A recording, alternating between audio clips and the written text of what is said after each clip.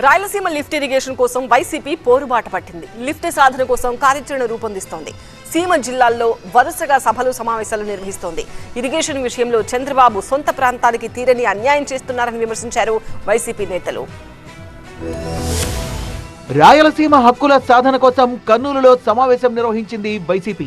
Lift నిర్మాణం విషయంలో ప్రభుత్వంపై ఒత్తిడి పెంచేందుకు కార్యాచరణ రూపొందించాలని తీర్మానించింది. కార్యాచరణ ప్రణాళిక కూడా రూపొందించుకొని అడుగు కూడా ముందుకు వేసుకుంటూ జనంలోకి పోయే కార్యక్రమం కూడా చేసుకున్నాం. అందుకోసం మన పార్టీ తరఫున కూడా ఈ కార్యక్రమం కోసం అయితే ఒక టాస్క్ ఫోర్స్ కూడా మన శైలజానాథ్ గారి నాయకత్వంలో ఈ రాయలసీమ అంతా కూడా ఒక టాస్క్ ఫోర్స్ అనేది కూడా ప్రత్యేకంగా కూడా ఏర్పడింది. కర్నూలు అవసరాలు తీరేలా కాల్వలు నిర్మించాల్సిన అవసరం ఉందన్నారు ఫ్యాన్ పార్టీ నేతలు. కర్నూలుకి మటుకు వేదవతి ఆర్డీఎస్ రైట్ కెనాల్ ని పూర్తి చేయాలని ఒక డిమాండ్ ను తీసుకొని మనము గుండ్రేవుల ప్రాజెక్ట్ ని కూడా పూర్తి చేయాలని ఒక డిమాండ్ ను తీసుకొని వెళ్తూ మన అందరం కూడా కలిసికట్టుగా ముందుకు వెళ్ళాలి.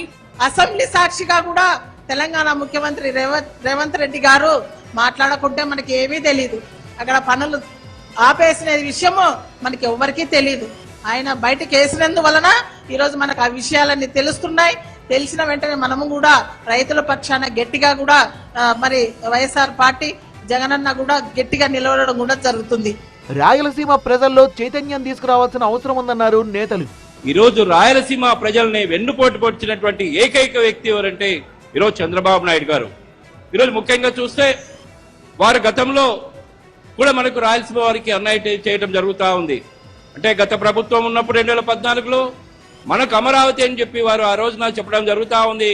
రాయలసీమ వాస ఏంటి కూడా మన రాయలసీమకు చేస్తున్నట్టు అన్యాయాలని మనం చూస్తా ఉన్నాం. టీడీపీ సీమ నేతలు పోరాటంలో కలిసి రావాలన్నారు వైసీపీ లీడర్. నేను ఈ సభాముఖంగా తెలుగుదేశం నాయకులను ఒకటే కోరుతున్నా, మీలో ఏమన్నా రాయలసీమ పౌరుషం ఉందా లేదా ఒక్కసారి మీరు ఆలోచన. ఏమన్నా మన రాయలసీమ పౌరుషం తగ్గిపోయిందా ఒక్కసారి ఆలోచించమని నేను ఈ సభాముఖంగా విజ్ఞప్తి. రాయలసీమకు జరుగుతున్న అన్యాయాలపై గళమెత్తుతామన్నారు వైసీపీ నేతలు.